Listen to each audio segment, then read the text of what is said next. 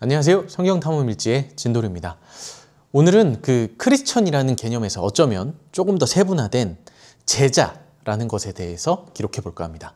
다른 말로는 제자도라고 표현할 수도 있겠죠. 제자도라는 단어를 가지고 인터넷에 검색을 해보면 이렇게 나오더라고요.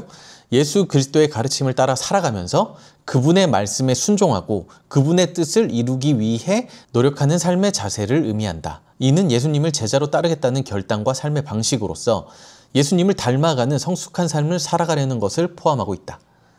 짧게 구체적으로 굉장히 잘 표현한 말이에요. 이렇게 제자라는 것에 대해서 자세히 좀 이해를 하려면 우리가 보통 속해 있는 이 교회에서 성경 말씀을 듣고 배우고 우리가 같이 공부하고 알아가기 때문에 이 교회라는 개념부터 잘 다시 정리해야 제자라는 것에 대해서 잘 정리할 수 있을 것 같은데요.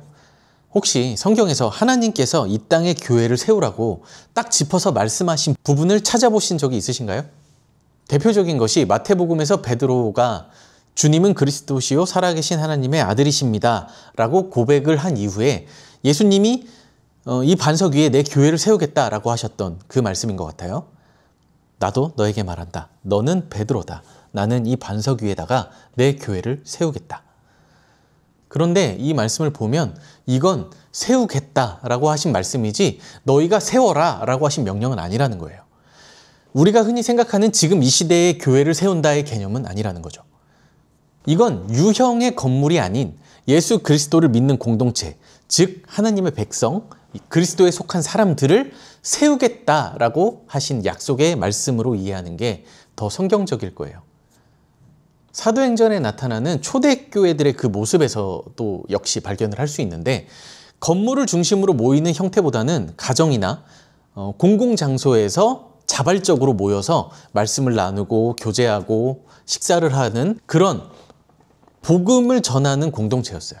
사도행전 이후에 등장하는 교회를 돌보다, 섬기다, 가르치다 라는 이런 표현들이 굉장히 많은데 이런 표현은 공동체 안에서의 역할과 관계성에 대한 것을 보여주는 거죠. 현대적인 의미의 교회의 설립, 교회를 세우다 이런 개념과는 거리가 멀다고 봐야죠. 물론 교회 공동체의 중요성은 성경 여러 곳에서 계속 강조하고 있습니다. 하지만 성경에 나온 대로 보자면 예수님께서 우리에게 직접적으로 명령하신 그 말씀은 바로 이거예요.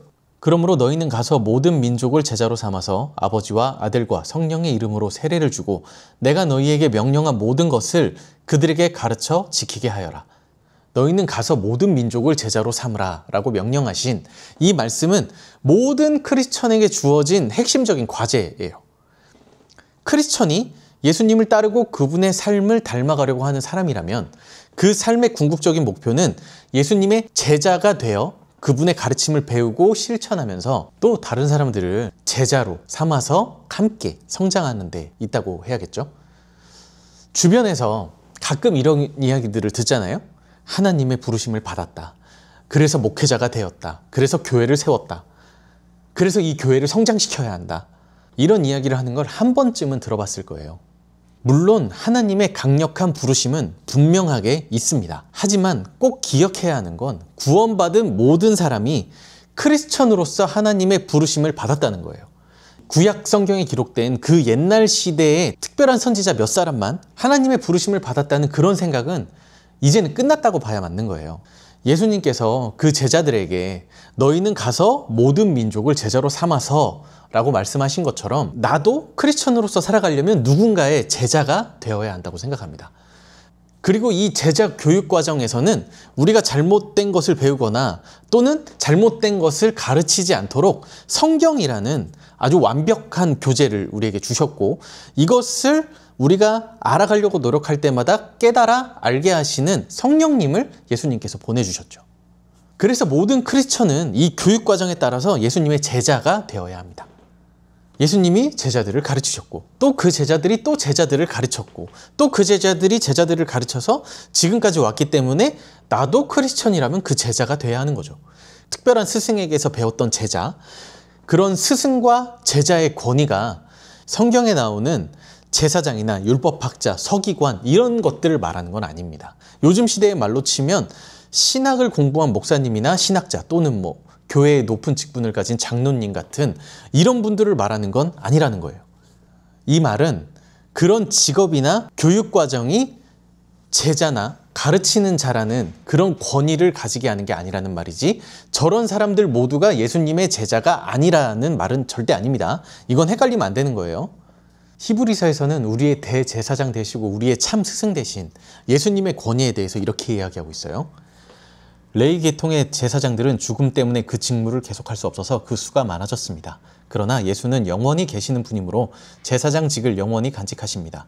따라서 그는 자기를 통하여 하나님께 나오는 사람들을 완전하게 구원하실 수 있습니다.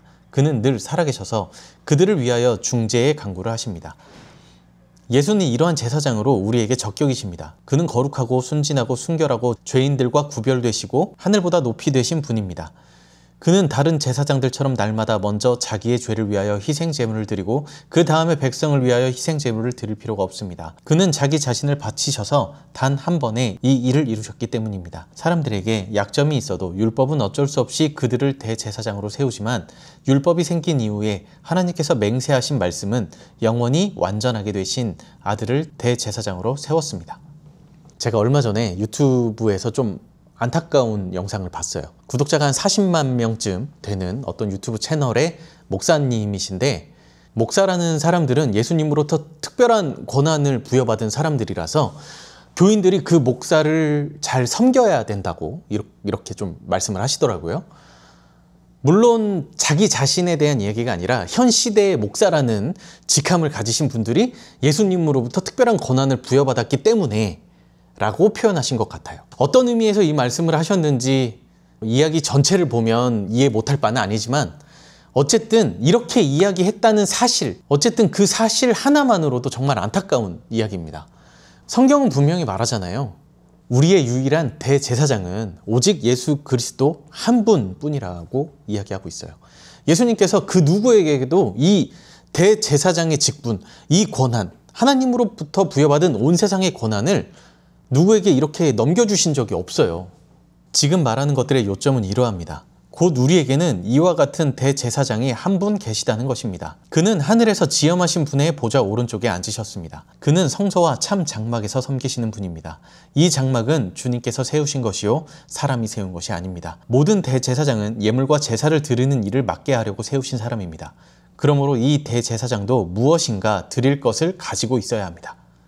앞서 히브리서 7장에서 봤던 것, 그리고 지금 히브리서 8장 초반에서 봤던 것을 보면 예수님이 가지신 권한은 하나님께서 그 아들에게 주신 온 세상의 권세예요. 그리고 그런 분이 세상의 죄를 담당해서 이것을 없애기 위해서, 그리고 우리의 영원한 대제사장이 되시기 위해서 드린 예물은 자기 자신입니다. 그런데 어떻게 특정 사람이 또는 특정 인물들이 예수님이라는 이름의 권세를 빌미로 자기에게 예수님이 특별한 권한을 부여했다고, 그 권위가 자기에게 있다고 주장할 수 있는 거죠? 예수님 이후 지금까지 이 2000년이라는 시간 동안 지금까지의 많은 경우들을 보면 자신이 하나님으로부터 남들과는 다른 특별한 권한을 받았다고 그것을 주장하고 내세우는 사람들의 상당수는 성경의 가르침에서 크게 벗어난 이단이거나 사이비일 가능성이 높다고 하더라고요. 크리스천들은 형제, 자매라는 표현을 많이 쓰죠. 우리 모두 예수님의 은혜 아래 동등한 존재들이기 때문이에요. 그리고 동시에 우리는 누군가의 제자일 수도 있고요. 어떤 상황에서는 또 누군가의 스승일 수도 있어요. 이건 너는 스승, 너는 제자, 이렇게 정확히 역할이 정해졌다는 그런 개념은 없다는 이야기예요. 지금을 살아가는 모든 인간은 완전할 수 없잖아요. 불완전하기 때문에 어떤 상황, 어떤 순간에는 성경의 기준에 맞춰 스승의 역할을 할 때가 있고, 또 언젠가는 제자일 수도 있는 거죠. 그렇게 서로 돕고 서로 같이 성장하고 한 걸음이라도 더 크리스천의 삶을 살아가기 위해 노력하는 것만 있다는 거죠. 이런 사실을 성도들에게 분명하게 알려줘야 된다고 생각해요. 그렇지 않으면 어떤 성도들은 지금의 종교 지도자들을 마치 하나님으로부터 특별한 권한을 받은 사람처럼 여기고 오해할 수도 있어요. 이건 그 사람들로 하여금 우상을 만들어주는 일과 같은 거예요. 이런 안타까운 사건은 이 시대의 종교 지도자들인 그 사람들에게도, 또 그런 모임에 속한 성도들에게도 전혀 도움이 되지 않는 것들입니다. 모든 크리스천들은 서로 사랑해야 하는 형제이고 자매이고, 먼저 믿음의 길을 걸어간 사람은 이제 막 믿음의 길을 걷기 시작하는 사람들에게 성경 말씀을 바탕으로 그리고 성령님의 가르침에 따라서 서로 함께 배우고 성장해 가고 앞으로 나아갈 뿐이라는 거죠. 이런 겸손한 마음으로 우리는 항상 자신을 낮춰야 해요. 예수님이 말씀하신 것처럼 낮은 자로 그리고 섬기는 사람으로 그리고 이웃을 사랑하는 사람으로 살아가는 것, 이것이 바로 우리가 걸어가야 할 크리스천의 삶, 제자의 길이라고 생각합니다. 오늘의 기록은 여기까지입니다.